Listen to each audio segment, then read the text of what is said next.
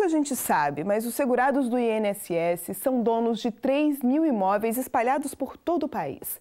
Estamos falando de um patrimônio valioso que, por lei, pertence aos trabalhadores da iniciativa privada.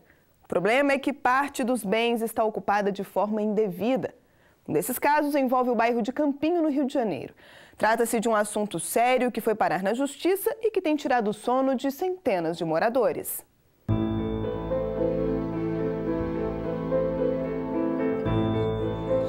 A reação é de desespero. Dona Teresa sempre viveu aqui.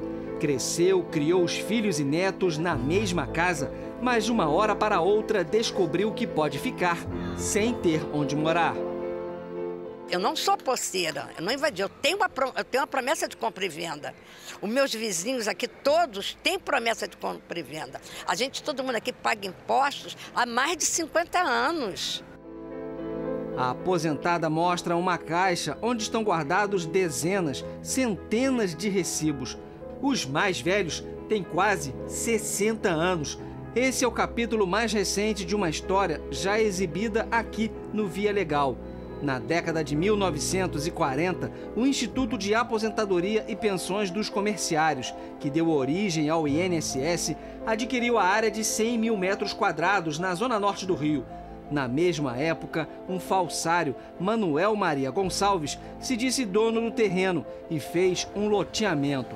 E foi assim que o local, que ficava perto de um campo onde acontecia uma feira de gado, foi transformado no bairro de Campinho. Antigamente isso aqui era um charco, não? Quer dizer, então o pessoal valorizou, aí veio os impostos, município, estadual, não? Abocanharam. Todo mês você paga água, luz, SEDAI, não?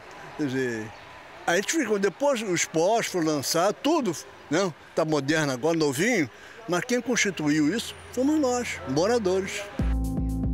Há quase 40 anos, a Justiça reconheceu que a área é mesmo da autarquia federal. Em 2000, o imóvel passou a ser do Fundo do Regime Geral da Previdência Social. Mas só em 2012, os moradores começaram a ser notificados. Eles foram orientados a procurar a gerência do Instituto, onde foram informados que deveriam passar a pagar uma espécie de aluguel e que teriam preferência se quisessem comprar o imóvel. Eu acho isso um absurdo, né? Como é que você vai comprar uma coisa que você pagou, que você paga seus impostos, que você paga sua luz, sua água, você tem que pagar? Como é que pode ser isso? Os moradores procuraram a Defensoria Pública da União, que levou o caso à Justiça Federal.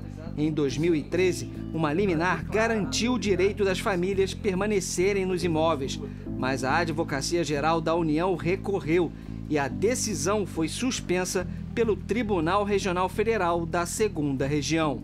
O desembargador federal, o relator, ele entendeu que seria melhor que essa ação coletiva de manutenção de posse em favor dos moradores fosse suspensa, né? E que o INSS ajuizasse, então, o que está escrito na decisão, né, ações individuais de reintegração de posse, onde cada morador poderia exercer o seu direito de defesa nessas ações individuais. Não é a primeira vez que os títulos de propriedade são questionados. Uma sentença judicial, em 1959, declarou nulos os registros dos imóveis. Só que a decisão nunca foi cumprida, permitindo a permanência de quem comprou áreas sem saber que elas já tinham dono. Agora, o INSS pretende retomar as notificações e regularizar a situação de cada um. Isso é apenas o início de um processo que tem que se dar atenção a isso. Isso não vai se resolver simplesmente com o INSS abrindo mão ou doando o imóvel. O INSS não pode fazer isso, não é? Mas não poder fazer isso não quer dizer que possa ter uma saída que seja boa para as partes, não é? A nossa experiência tem mostrado isso. O INSS há muito tempo não faz uma reintegração de posse. O defensor público da União espera que o resultado do julgamento de mérito a ser feito pela turma especializada do TRF2 seja favorável aos moradores. Se isso não acontecer, ele já adiantou que pretende levar a questão ao Superior Tribunal de Justiça e ao Supremo Tribunal Federal.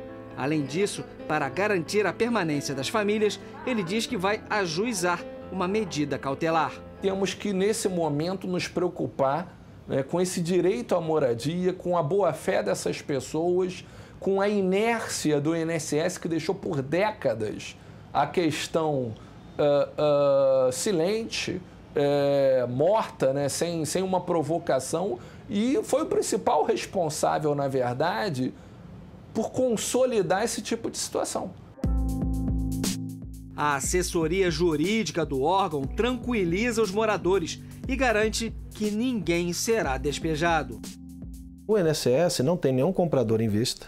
O INSS não vai construir lá uma agência, pode até construir alguma área livre, porque é de interesse da sociedade ter uma agência do INSS perto. O INSS não quer expulsar as pessoas da casa. Agora, por outro lado, o INSS, como é gestor desses imóveis, ele tem que ter atenção com os imóveis e regularizar. Dona Tereza conta que chegaram a procurar o falso dono das terras até em Portugal, mas ele nunca foi encontrado.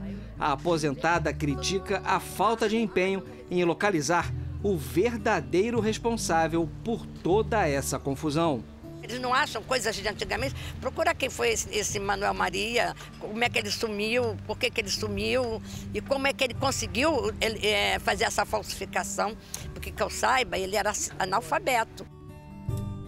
Enquanto a história não chega ao fim, para os moradores, resta a incerteza. Ninguém dorme mais, não tem condições. A nossa conversa aqui, o dia a dia, entendeu? Para onde nós iremos?